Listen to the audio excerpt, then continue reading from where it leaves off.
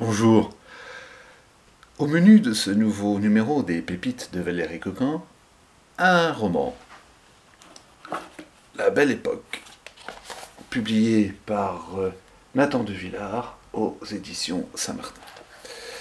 Alors, contrairement à l'habitude, je ne vais pas évoquer avec vous un auteur ou un écrivain déjà confirmé, déjà publié à plusieurs reprises aux éditions Saint-Martin ou chez d'autres éditeurs. Là, je vous emmène à la découverte d'un, entre guillemets, débutant, mais déjà un débutant qui fait montre d'une belle personnalité, d'une belle plume, à tel point que je prends le risque, je ne le qualifie pas d'auteur. Pour moi, De Villars, c'est de la graine d'écrivain. Je vous ai déjà expliqué dans une précédente vidéo ce que j'entendais comme différence entre un auteur et un écrivain. Un auteur, c'est un poseur, c'est quelqu'un qui se la raconte, c'est quelqu'un qui écrit parce que ça fait bien d'écrire, dans l'espoir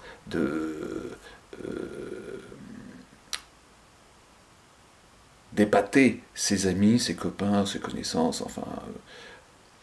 Tandis qu'un écrivain, là, on entre dans le vif du sujet, c'est quelqu'un qui met ses tripes sur la table, c'est quelqu'un qui écrit parce qu'il veut témoigner de quelque chose, parce qu'il veut partager des idées, il veut partager des sensations. Ça plaît pas. Vous voyez, aujourd'hui, pour faire simple, eh bien, l'écrivain c'est Houellebecq, l'auteur c'est Angot, sans commentaire. Donc, La Belle Époque, de quoi s'agit-il? C'est une plongée. Si vous voulez, Nathan de Villars nous prend par la main et il nous emmène à la découverte de son quotidien d'étudiant dans la métropole de Lyon. De Villars est natif de Lyon, il a grandi à Lyon, il a fait une partie de ses études à Lyon, et c'est cette expérience-là qu'il retrace entre les lignes de Belle Époque. Alors c'est un magnifique kaléidoscope des impressions que l'on peut éprouver quand on a un début de vingtaine d'années, que l'on se cherche parce qu'on se rend compte petit à petit qu'il n'y a aucune place réservée dans la société. Et puis, c'est aussi une période qui est un petit peu délicate à gérer. Et donc, c'est un petit peu de tout ça que De Villars fait l'inventaire, d'une manière très vivante, d'une manière très élégante aussi. Il a le bon goût de suggérer à certains moments un certain désespoir, mais toujours avec une élégance, toujours avec. Ce n'est jamais dramatique, on ne tombe jamais dans le pathos, pathos qui pourrait nous faire toucher à une certaine caricature de l'univers estudiantin.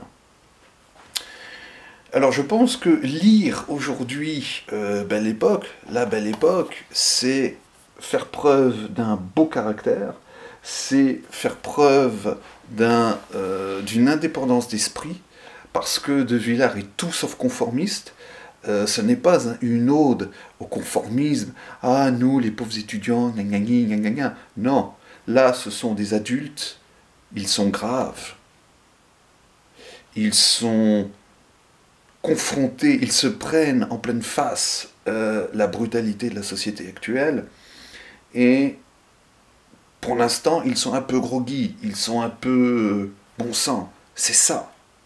Mais vu leur tournure d'esprit, vu leurs espoirs, vu leurs ambitions, vu la fougue qu'ils mettent en essayant de trouver leur moitié, on peut penser, enfin tous les espoirs sont permis, on n'est pas confronté à une génération perdue. Enfin, on l'espère. Alors tout ça pour vous dire que, franchement, c'est un très bon moment de lecture. Si vous voulez, je peux même vous faire connaître la quatrième de couverture, La Belle Époque. Rien à voir avec les flonflons d'avant 1914, robes à dentelle et ombrelles. Ici, c'est du sérieux, de l'actuel. Une chronique lyonnaise, totale immersion dans le monde des étudiants. On se cherche, on se fuit. On espère construire quelque chose avec l'autre. Jeu de l'amour, où l'amertume n'est jamais coupée de l'espoir. Pourtant, on y croit, avec humour et dérision, avec une certaine élégance en plus. Nathan de Villars n'a pas 30 ans, mais déjà son sens de l'observation, de la formule, dénote une solide approche de la nature humaine. Un premier livre lourd de promesses. Alors, Nathan de Villars, La Belle Époque, aux éditions Saint-Martin. À très bientôt pour un nouveau numéro des Pépites de Valérie Coquin.